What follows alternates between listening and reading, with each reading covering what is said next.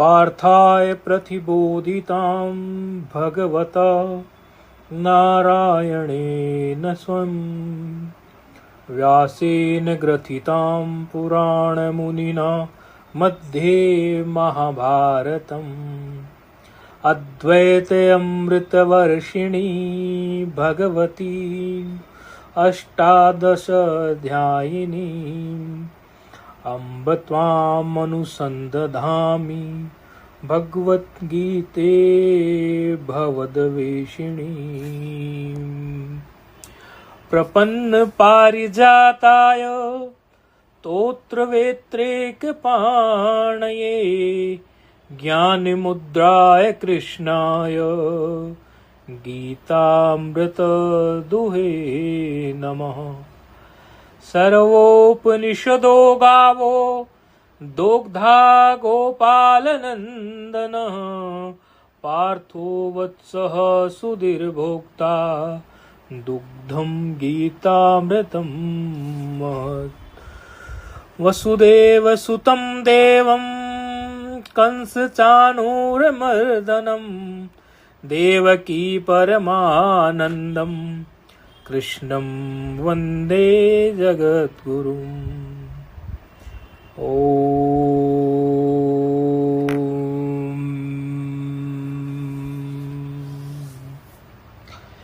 धूमेन आव्रियते वह्निर्यथा आदृश्यो मलेन च यथोल्बेलेन वृतो गर्भस्तथा तेनेदम् आवृतम्। धूमेन आवृते वह्निर्यथा आदृशो मलेन च यथोल्बेनावृतो गर्भस्तथा तेनेदम् आवृतम्। अभी पहले भगवान ने जो कहा कामेश क्रोधेश, उसके पहले फिर और 2 श्लोक पीछे छोड़ के कहा राग द्वेषो व्यवस्थितो। अब काम क्रोध ये जीवन में मतलब किस तरह प्रकट हो रहे हैं और किस कारण से प्रकट हो रहे हैं और इनकी स्थिति कैसी है, तो उसको लोक में जो उदाहरण है उसके हिसाब से प्रस्तुत कर रहे हैं। क्योंकि सामान्य व्यक्ति की बुद्धि जो लोक उदाहरणों को देखती है सामान्य भाषा में और सामान्य लोक व्यवहार में, उसको देखकर उसकी बुद्धि में उदाहरण को देखकर दृष्टांत को देखकर दार्शनिक की बुद्धि आ जाती है। अर्थात जैसे देख के फिर उस संबंधी वो अनुमान बना लेता है। अब क्या कह रहे हैं, बोले धूमे न आवृते वह्निर। सामान्य अर्थ तो इसका बड़ा ही आसान है कि धुएं से अग्नि और मैल से दर्पण। धुएं से अग्नि और मैल से दर्पण और जेर से गर्भ ढका रहता है। 3 एग्जाम्पल दिए। धुएं से अग्नि, मैल से दर्पण, जेर से गर्भ ढका रहता है। बोले ये कामनाओं के द्वारा ऐसे ही ज्ञान ढका रहता है, विवेक ढका रहता है। धुएं से अग्नि, अच्छा दर्पण मतलब आदर्श, संस्कृत में दर्पण को बोलते हैं आदर्श, और जेर को बोलते हैं उल्व। उल्व आया ना, उल्व शब्द आया, यथोल्बेन, ये उल्व शब्द जो होता है ये जेर के लिए होता है जिसमें गर्भ लिपटा होता है। आप देखो धुएं से अग्नि ढकी रहती है। आप लोग जो न्याय को पढ़े हैं, जो तो जानते हैं, तो आप लोगों ने एक अनुमान सामान्य रूप से धुएं और अग्नि का पढ़ा हुआ है। जो लोग इसमें हैं, कुछ लोग ऐसे जो पढ़ा हुआ है। बोले यत्र यत्र धूम तत्र तत्र अग्नि। जहां जहां धुआं हो, यत्र यत्र धूम तत्र तत्र अग्नि। जहां जहां धुआं हो वहां वहां अग्नि होती है। लेकिन ये व्याप्ति को आप इस प्रकार नहीं बना सकते कि यत्र यत्र अग्नि तत्र तत्र धूम। मतलब ये दोनों तरफ व्याप्ति नहीं चलती है। जहां जहां धुआं होता है वहां वहां अग्नि अवश्य होती है। ये बात तो मान सकते हैं, भाई धुआं है तो अग्नि जरूर मिलेगी। लेकिन हर अग्नि में धुआं हो ये संभव नहीं है, तो दोनों तरफ नहीं चलेगी यह व्याप्ति। कभी आप इसको वाइसा वर्षा चलाने लगे, ये व्याप्ति न्याय में पढ़ने वालों ने, तो दोष उत्पन्न हो जाएगा इस अनुमान में। तो यत्र यत्र धूम तत्र तत्र अग्नि, ये पक्की बात है। जहां जहां धुआं होता है वहां वहां अग्नि तो देखने को मिलती है। तो भगवान ने कहा कि भाई ये जो धुआं है ना, इससे अग्नि ढक जाती है। अब आप इसमें एक बहुत सुंदर बात देखिए, अति सुंदर बात आपके सामने हाथ आएगी कि ये जो धुआं है, धुआं ये कब उठता है लकड़ी से? धुआं जो उठता है लकड़ी से, ये कब उठता है? आप कहोगे महाराज ये तो उठता है। बोले नहीं, थोड़ा विचार करो, आखिर उठता कब है, निकलता कब है धुआं?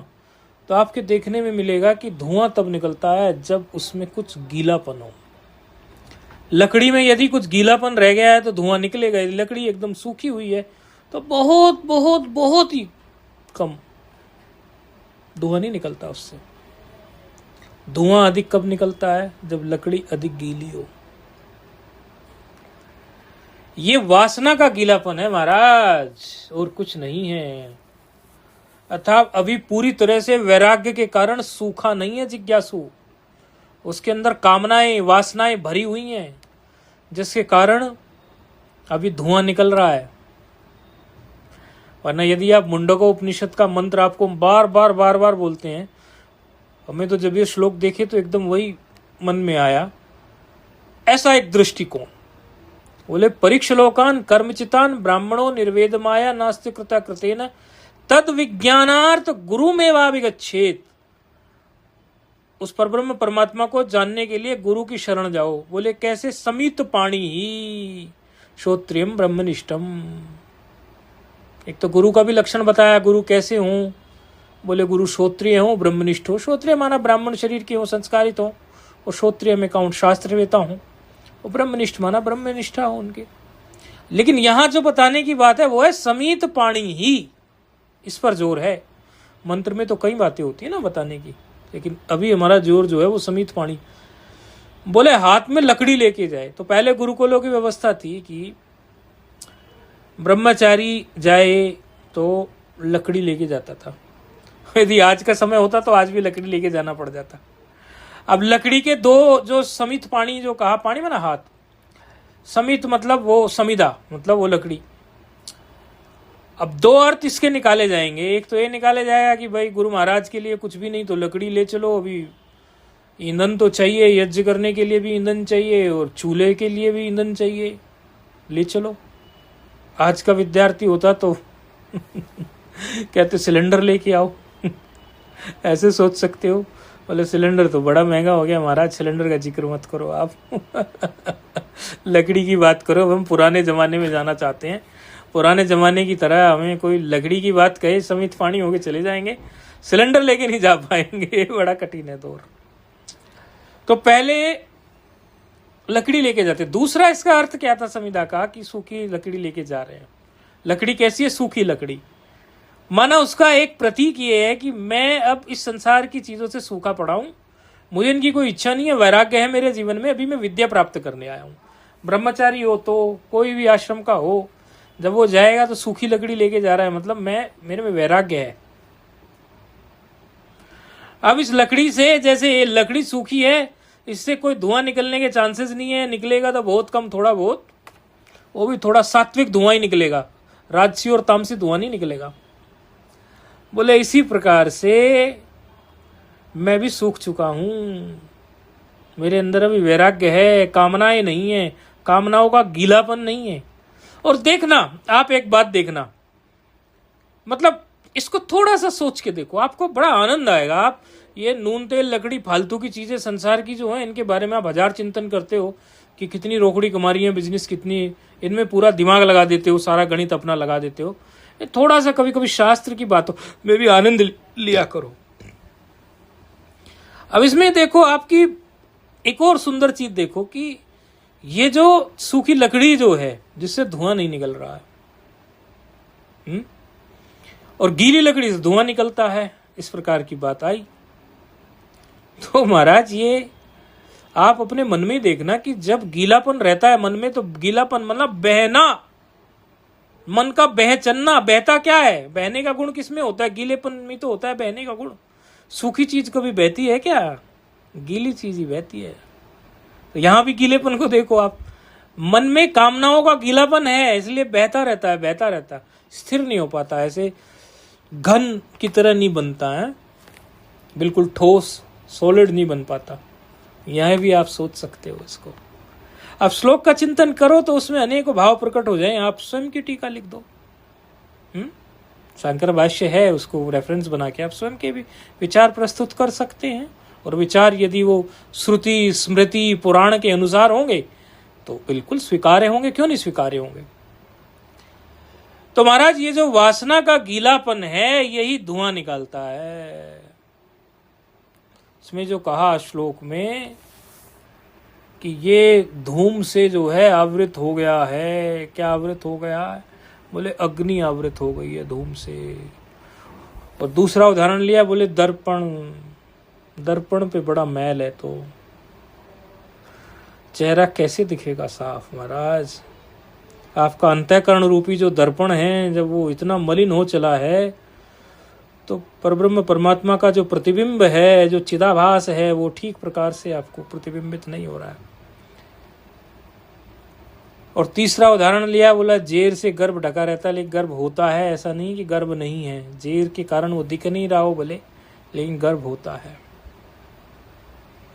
तीन चीज होती है, मल विक्षेप आवरण। मल माना मैल, विक्षेप माना चंचलता, आवरण माना कवर, जो आवरण ये बताए गए।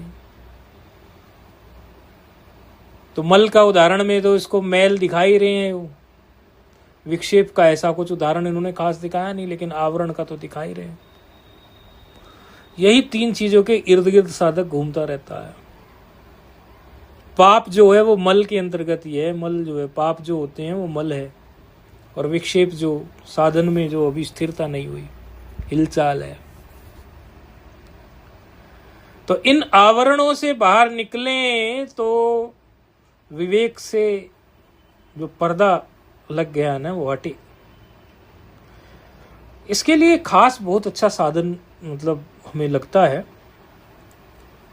कि जब भी आपको किसी वस्तु का विवेक हो कि ये सही है ये गलत है, उसको तत्काल कर दो, तो उससे आपका विवेक बढ़ जाएगा। अर्थात और आपका जो आवरण है वो कम हो जाएंगे, पर्दे हट जाएंगे, मैल कम हो जाएगा, धुआं हटना शुरू हो जाएगा। लेकिन जब अपने विवेक का ही निरादर करते चलते हैं, विवेक का ही निरादर करते चलते हैं, तो आपको पता है कि ये ज्ञान मार्ग है, ये राह अच्छी है, इस पे हमारा जो है भला होने वाला है, तो इसकी तरफ 2 कदम 4 कदम 6 कदम रखने की हिम्मत जुटाओ। तो विवेक फिर और जगेगा, और बढ़ेगा, और बढ़ेगा, और बढ़ेगा, और धीरे धीरे धीरे धीरे आपके दर्पण से मैल हटेगा। बोले दर्शन यदि तुम पाइए तो दर्पण से मैल हटाइए। कुछ भी नहीं है, और दर्पण से मैल हटे तो दर्शन हो जाएंगे। किसके? बोले स्वयं के ही दर्शन हो जाएंगे। आत्मनि आत्मनः आत्मानम,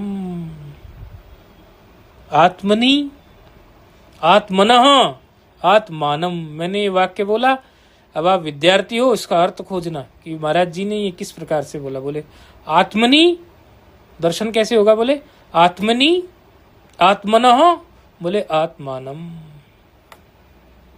यही इसका सही मायनों में दर्शन की सही विधा निकलेगी आपको।